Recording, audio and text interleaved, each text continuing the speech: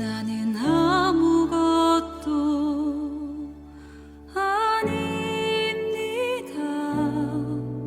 주님의 사랑이 없으면. 사랑하는 행복한 교회 성도 여러분, 이 영상을 보시는 하나님 나라의 귀한 자녀 여러분, 오늘은 2022년 5월 1일 거룩한 주일입니다. 오늘부터 매일 성경은 룻기를 하게 되겠습니다. 먼저 룻기 서론을 잠깐 말씀드리겠습니다. 룻기는 구약에서 여성이 주인공인 두 권의 책 룻기와 에스더 중에 하나입니다. 남성 중심의 가부장적 사회에서 기록된 성경은 여성을 주인공으로 하는 경우가 매우 드뭅니다. 그런데 룻기는 이스라엘로 들어온 이방 여인에 관한 이야기이고, 에스더는 이방 땅으로 간 이스라엘 여성의 이야기로 두 여성의 놀라운 신앙을 기념하고 본받기 위해 성경으로 남겨졌습니다. 히브리 전통에서 룻기는 메길롯, 두루마리라고 불리는 5개의 책 중 하나였습니다. 5개의 책은 룻기, 아가, 전도서, 에가, 에스더인데 각각 유대교의 절기들에 낭독되었습니다. 룻기는 77절에 낭독되었고요. 에스더서는 불임절, 아가서는 6월절, 에가는 아브롤 9째 달, 전도서는 장막절에 낭독되었습니다.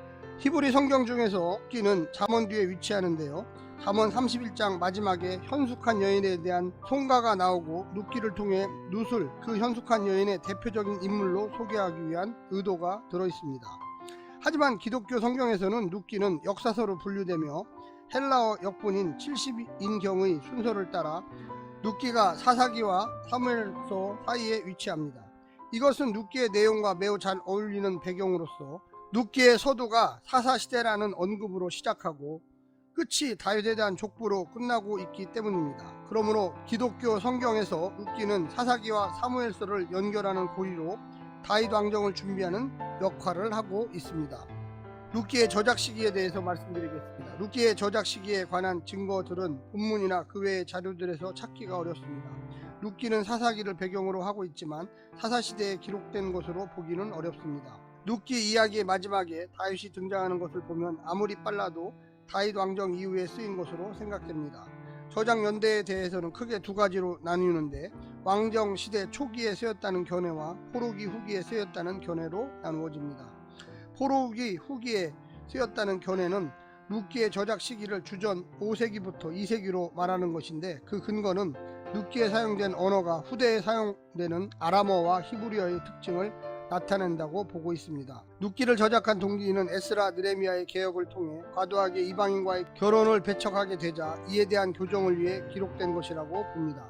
하지만 왕정 초기를 주장하는 견해는 룻기에 사용된 히브리어가 여성형이 올 자리에 남성형이 사용되는 경우가 많은데, 남성과 여성을 분명히 구분하고 있지 않은 점은 후기 히브리어의 특징이 아니라 초기 히브리어의 특징이라는 것입니다. 또한 이방인의 문제, 특히 모압과의 관계에 있어서 룻기는 일단 모압과 이스라엘이 좋은 관계를 유지하는 것으로 보여줍니다. 또한 다윗이 왜 모압과 좋은 관계를 가질 수 있었는지에 대한 힌트를 얻을 수 있습니다. 하지만 후대로 갈수록 이스라엘과 모압과의 관계는 악화하였기 때문에 이방인에 대한 심한 경계를 하는 포로 후기보다는 전기로 보는 것이 더 타당하다고 주장합니다. 하지만 룻기가 오벳으로 시작해서 다윗까지 언급된 것으로 볼 때 다윗 왕정 성립 초기에 다윗 왕의 족보를 정리하는 과정에서 룻기를 기록하였을 가능성이 크다고 보고 있습니다. 룻기를 통해 다윗이 모압 출신의 조상이었다는 것과 그 조상 가운데 믿음의 선조들이 있었다는 것을 보여줌으로써 다윗과 그의 가문이 하나님의 택하신 신실한 왕이라는 것을 좀 더 강조하기 위한 것으로 보여집니다. 룻기의 문학적 장르는 구약 성서 중에서 가장 뛰어난 문학적 작품으로 구성과 내러티브를 가지고 있습니다. 그렇기에 룻기가 단편 소설의 형식을 가지고 있다는 부분에 대해서는 대부분의 학자들이 동의합니다.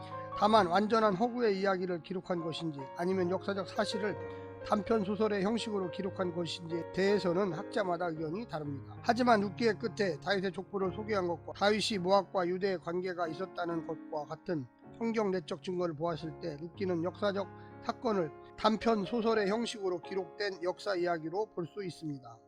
구조에 대해서 말씀드리겠습니다. 룻기의 전체적인 구조는 대부분의 학자들이 비슷하게 나누고 있습니다. 룻기의 중심 단어 인해, 헤세드죠. 주요 모티브를 보면 다음과 같은 구조로 나눌 수 있겠습니다. 1장 1절부터 5절 룻기의 배경, 시대와 인물 소개, 1장 6절부터 22절 나오미가 베들레헴으로 돌아옴. 누대 헤세드의 시작. 2장 1절부터 23절 룻과 보아스의 만남. 누드의 이내가 보아스의 헤세드를 축발함. 3장 1절부터 18절 룻이 보아스에게 청혼함. 누드의 나오미에 대한 헤세드의 결정. 4장 1절부터 17절 룻이 아들을 낳음. 하나님께서 룻과 보아스의 헤세드에 응답하심. 룻기의 내용은 이야기는 룻이 나오미를 따라 나서는 헤세드를 베푸는 것으로 시작됩니다. 빈손으로 돌아온 나오미를 위해 룻은 나오미에 대한 헤세드를 더욱 확장하여 곡식을 주우러 나갔다가 룻의 헤세드에 감동받은 보아스를 만나 그의 헤세드를 얻게 됩니다. 룻이 나오미의 기업을 찾아주기 위해 청혼한 것을 안 보아스는 룻의 헤세드에 감동을 받고 룻의 모든 요청을 들어주겠다는 약속을 합니다. 그 약속을 이루기 위해 노력하며 룻에게 자신이 할 수 있는 최선의 헤세드를 베풀어 줍니다. 나오미를 위한 룻과 보아스의 헤세드는 결국 하나님께서 아들을 주시는 헤세드로 결실을 맺게 됩니다. 결국 나오미의 텅 빈 상태는 룻과 보아스와 하나님의 헤세드로 가득 채워지게 되는 것입니다. 룻기의 신학을 좀 말씀드리겠습니다. 첫 번째는 룻기와 구약 율법과의 관계입니다. 처음에 등장하는 것은 시형제 결혼입니다. 신명기 25장 5절부터 10절에 형제 중 하나가 아이가 없어 죽으면 남은 형제는 그 부인과 결혼하여 죽은 형제의 이름을 이을 아들을 낳아주는 제도로 죽은 자의 이름을 잇는다는 의미도 있지만 과부들이 아무런 기업이나 생계 수단 없이 내쳐지는 것을 방지하기 위한 일종의 과부 보호법이었습니다. 미망인이 시형제를 통해 아이를 얻게 되면 그 아이는 남편이 남긴 기업을 잇게 되고 그녀는 그 기업에서 계속 생계를 이어갈 수 있습니다. 룻기 3장과 4장에서 룻이 보아스에게 결혼을 요청한 것은 바로 이 시형제 결혼에 근거한 것입니다. 하지만 시형제 결혼은 형제간에 이루어지는 것이기 때문에 보아스가 룻의 요청을 들어줄 이유가 없음에도 결혼을 한 것은 보아스의 큰 헤세드 때문입니다. 두 번째, 기업 물음. 레위기 25장 25절에 따르면 형제 중 하나가 가난하게 되어 기업을 팔았다면 가까운 기업 물을 자가 와서 그 기업을 물려주라고 말합니다. 이것은 가난한 형제를 위해 땅을 대신 사서 그에게 돌려주라는 것입니다. 이 법은 부유한 형제가 가난한 형제를 도우라는 것으로 가난한 자를 배려하는 법입니다. 또한 이 법은 함부로 각 가문의 기업인 땅을 타인에게 팔지 못하게 막아 하나님께서 각 가문에게 주신 기업을 지키게 하는 법이기도 합니다. 세 번째는 이삭 줍는 법. 신명기 24장 19절부터 21절을 보면 곡식이나 과일을 추수할 때 일정 부분을 남겨두어 고아와 과부와 객이 먹을 수 있도록 배려하라고 명령하십니다. 고아와 과부와 객은 땅을 소유하지 못한 자들로 이스라엘 사회에서 가장 가난한 자들입니다. 하나님께서는 가난한 자들도 추수 때 양식을 얻고 먹을 수 있게 하라고 명령하십니다. 룻기 2장에서 룻이 이삭을 주우려고 밭을 돌아다닌 것은 바로 이 법에 근거한 것입니다. 참고로 룻은 구약에서 과부와 가난한 자를 위해서 하나님께 만들어 놓으신 법의 테두리를 가장 많이 받은 인물이며 보아스는 이 법을 가장 잘 지킨 인물입니다. 보이지 않는 하나님의 손길. 룻기에는 여호와가 직접적으로 등장하는 곳은 4장 13절에서 룻을 임신하게 하실 때 단 한 번입니다. 그 외에는 사람들의 말 속에서 간접적으로 등장하고 있습니다. 그런데 룻기에는 우연히 일어나는 일들이 상당히 많습니다. 룻이 우연히 보아스의 밭으로 가서 보아스는 우연히 룻을 만나게 되고 그 보아스는 마침 나오미의 기업물을 자중해 한 사람이었습니다. 하지만 하나님은 모든 세상을 다스리시며 하나님의 눈에서 벗어날 수 있는 것이 없기에 세상에서 우연히 일어나는 일은 없습니다. 그러므로 룻의 우연은 모두 보이지 않는 하나님의 손길을 의미하는 것입니다. 참고로 이런 하나님의 보이지 않는 손길이 가장 많이 나타나는 곳은 에스더서입니다. 세 번째, 헤세드와 율법. 룻기의 핵심 단어는 바로 인애, 사랑, 자비 등으로 번역되어 있는 헤세드입니다. 헤세드는 하나님의 기본적인 속성 중 하나이며 룻기에 나오는 룻과 보아스가 보여준 것이 바로 헤세드입니다. 여호와의 언약 백성은 헤세드를 보임에 있어서 여호와의 헤세드를 본받아야 하고 보아스와 룻은 바로 여호와의 헤세드를 가장 잘 보여준 인물입니다. 특히 룻은 모압 출신 여인으로 이방인이었지만 그 어떤 이스라엘 백성보다도 하나님의 헤세드를 잘 보여준 인물입니다. 룻은 헤세드를 통해 진정한 하나님의 백성이라는 것을 보여줍니다. 룻기에서 율법의 기본 정신이 헤세드임을 강조하고 있습니다. 보아스가 기업 물을 자뿐만 아니라 룻과 시형제 결혼까지 한 것은 이 율법들이 가난한 과부를 돌보기 위한 하나님의 헤세드 법이라는 것을 잘 이해했기 때문입니다. 그는 하나님의 진정한 뜻을 성취하기 위해 법을 뛰어넘는 행동을 한 것입니다. 그러므로 룻기의 중심 주제인 헤세드는 바로 자신의 백성을 사랑하시는 하나님의 마음이며 하나님을 사랑하는 자가 추구해야 할 가장 중요한 덕목 중의 하나입니다. 마지막으로 네 번째 룻기의 신학은 이방인에 대한 신학적 입장입니다. 룻기의 주인공 룻은 모압 여인으로 이방 여인입니다. 특히 신명기 23장 3절에 따르면 모압 사람은 여호와의 총회에 영원히 들어오지 못할 것이라고 규정하고 있습니다. 그렇기에 과연 모압 사람인 룻이 하나님의 백성으로 간주될 수 있는지에 대한 문제가 제기됩니다. 하지만 가나안 사람이라도 하나님을 믿으면 구원을 받고 하나님의 헤세드 안에서 살기 원하는 자들에게 하나님은 그들에게 헤세드를 베푸시고 받아들여 주십니다. 예를 들어 진멸의 대상인 여리고성 사람 나압도 하나님을 믿고 하나님의 편에 섰을 때 구원을 받고 하나님의 백성이 된 것입니다. 그러므로 비록 모압 출신일지라도 하나님을 믿고 하나님의 백성이 되겠다고 고백한 룻은 더는 신명기 23장 3절의 법을 적용받는 이방인이 아니라 이스라엘 백성으로 여겨져야 한다는 것입니다. 이런 하나님의 뜻을 잘 알고 있었던 보아스는 룻을 내 딸이라 부르면서 여호와의 축복을 빌어줍니다. 이렇게 룻기는 하나님의 백성이 되는 진정한 방법이 혈통에 의한 것이 아님을 분명히 보여주고 있습니다. 사사기와 룻기의 비교, 서로 이어지는 사사기 19장 21장과 룻기를 여성 등장인물로 중심으로 비교하면 다음과 같은 사항을 발견할 수 있습니다. 첫째, 여성의 이름과 여성의 목소리, 여성의 행동을 중심으로 비교해보면 사사기 19장 21장에서는 여성의 이름도 없고 여성의 목소리도 없고 여성은 행동의 대상으로 서술되어 있습니다.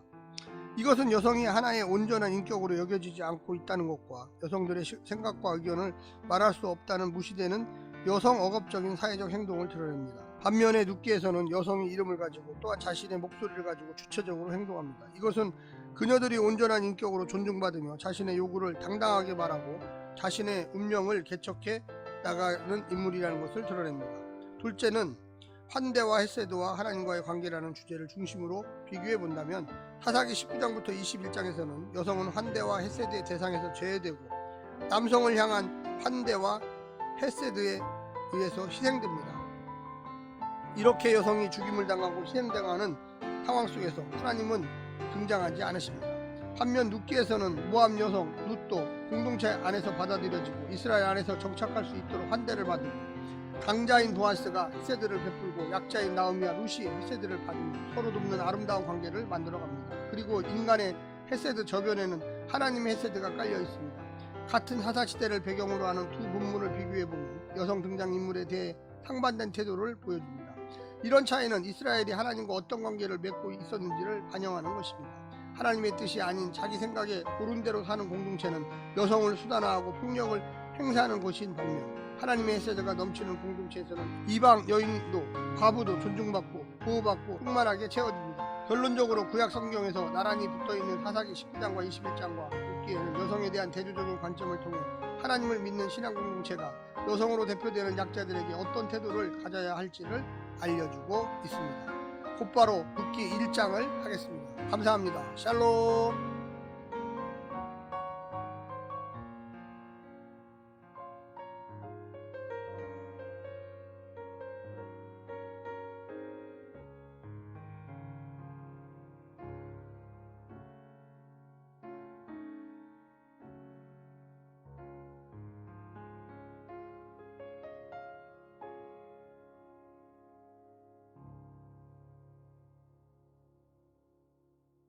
사랑하는 행복한 교회 성도 여러분, 이 영상을 보시는 하나님 나라의 귀한 자녀 여러분, 오늘은 2021년 5월 1일 거룩한 주일입니다. 오늘부터 매일 성경은 룻기를 하게 되어 있습니다. 룻기는 사사기를 배경으로 합니다. 사사기의 끝은 이스라엘의 도덕적, 신앙적, 무질서 상태와 종족 간에 벌어진 전쟁을 기록하고 있습니다. 그 와중에 사회적 약자인 여성이 강간당하고 죽임당하고 납치당하는 끔찍한 상황이 벌어졌습니다. 사사기는 강자의 폭행과 약자의 희생을 통해 사사시대가 하나님을 두려워하지 않는 시대임을 보여주며 이야기를 마칩니다. 룻기는 이 시대에 일어난 다른 이야기들을 소개하고 있습니다. 먼저 오늘 본문 룻기 1장을 구분해 보겠습니다. 1장 1절부터 6절은 룻기의 도입부입니다. 6절부터 7절은 나오미가 두 며느리와 함께 출발하는 내용입니다. 8절부터 9절은 나오미가 두 며느리에게 집으로 돌아가자고 제안합니다. 10절부터 14절은 오르바가 돌아갑니다. 먼저 오늘 본문 룻기 1장 1절부터 14절 말씀을 함께 듣고 다시 오겠습니다.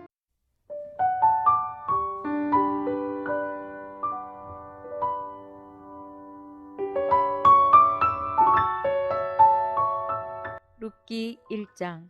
사사들이 치리하던 때에 그 땅에 흉년이 드니라.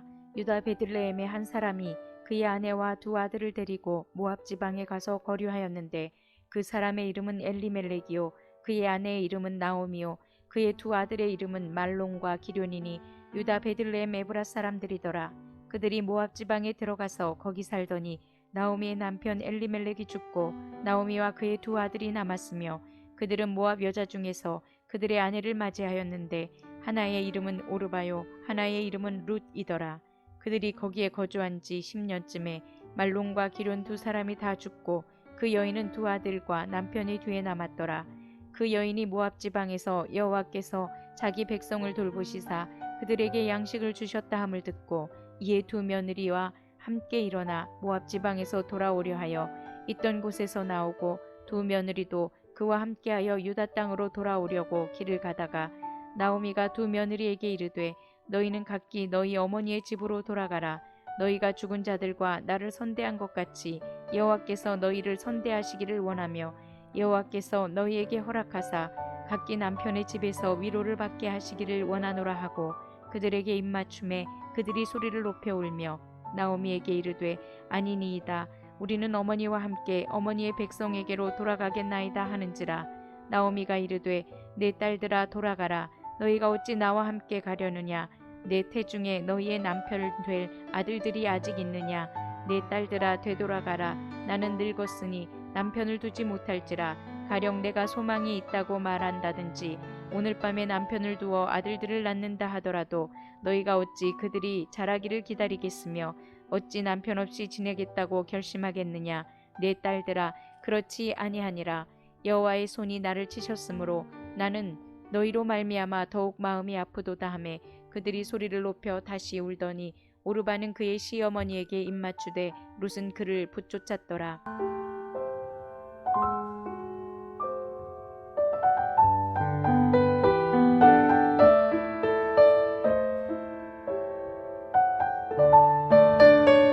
나오미는 두 며느리에게 어머니 집으로 돌아가라고 설득하고 있습니다. 자신이 늙어서 결혼할 수도 다시 아들을 낳을 수도 없다고 이야기합니다. 이는 나오미가 시형제 결혼 제도를 염두에 두고 한 말입니다. 시형제 결혼이란 형제가 자녀 없이 죽게 되면 남은 형제가 형수와 결혼하여 죽은 형제의 이름을 있게 하는 제도입니다. 신명기 25장에 기초하고 있습니다. 시형제 결혼의 의무는 형제들에게 주어져 있습니다. 시형제 결혼은 한편으로는 죽은 형제의 이름을 잇는 것이지만 다른 한편으로는 과부의 생계를 남편의 가족이 책임지는 과부 보호법이기도 합니다. 시형제와의 결혼을 통해 자식을 얻으면 과부는 그 자식을 통해 남편의 기업을 물려받아 생계를 이어갈 수가 있었습니다. 오늘 본문을 세 가지 측면에서 설명해 드리겠습니다. 첫 번째, 흉년과 풍년. 하나님은 떡집이란 이름을 가진 베들레헴에 흉년을 주셔서 엘리멜렉의 가정이 모압으로 이주할 수밖에 없도록 하시더니 그 가정의 가장과 두 아들이 연달아 죽는 시련을 겪은 후에 다시 베들레헴에 넉넉한 양식을 주어 보살펴 주셨습니다. 흉년이 때로 심판의 도구이기도 하고 풍년이 축복의 결과이기도 하지만 우리는 매번 하나님의 뜻을 확정할 수는 없습니다. 엘리멜렉의 가족의 불행이 모압 이주에 대한 심판이라고 할 수 없고 베들레헴으로 다시 돌아오게 하시려는 뜻이라고 말하는 것도 성급한 것입니다. 오늘 우리 앞에 어떤 상황이 전개되더라도 하나님을 신뢰하는 것이 무엇인지를 생각하는 것밖에 우리가 할 것이 없습니다. 두 번째는 절망과 희망입니다. 나오미는 이방 땅에 온 지 10년 안에 남편을 잃었습니다. 두 아들은 모두 결혼했지만 자식 하나 남기지 않고 죽었습니다. 나오미의 미래가 송두리째 거세되었고 이는 분명 절망했을 그녀를 위로해줄 말을 찾을 수 없을 만큼 참담한 재난이었습니다. 나오미의 미래가 송두리째 거세되었고 이는 분명 절망을 했을 그녀를 위로해줄 말을 찾을 수 없을 정도로 참담한 재난이었습니다. 한 목숨 스스로 끊을 수 없어 간신히 살지 않았겠는가. 그때 그녀에게 하나님께서 고향 베들레헴의 자기 백성을 돌보시사 양식을 주셨다는 소식이 들려옵니다. 희망을 걸기에는 자신에게 너무 비정한 하나님이었지만 고향 사람들에게 내리시는 그분의 축복에 자신을 맡기기로 결심합니다. 세 번째 마지막은 머문과 떠남입니다. 나오미는 두 며느리 오르바와 룻에게 각기 고향으로 돌아가 다시 새로운 가정을 꾸리도록 종용하고 자신을 선대한 며느리들을 하나님께서도 선대하시도록 축복을 빌어줍니다. 이는 며느리들을 향한 진심 어린 배려이면서 동시에 자기 자신 하나 건사하기 어려운 처지에 두 이방인 며느리는 고향에서 힘이 아니라 짐이 될 것이라고 여겼기 때문일 것입니다. 오르반은 시모의 당부를 따르는 지극히 상식적인 결정을 내리지만 롯은 시모와 운명을 같이 하겠다는 의지를 분명히 밝힙니다. 시모의 덕을 보려는 것이 아니라 자신을 희생하여 시모에게 득을 주려는 결정으로 상식을 넘어선 결단이었습니다. 그간 시모에게 보였던 헌대를 이어가겠다는 결정이었습니다. 누드의 결정이 과연 어떤 결과를 가져올까요? 길을 읽으면서 이 시대의 많은 헤세드, 하나님의 은혜가 어떤 것인지를 다시 한번 생각해 보아야만 하겠습니다. 오늘 하루도 이 말씀을 통하여 승리하시기를 간절히 부탁드립니다. 샬롬.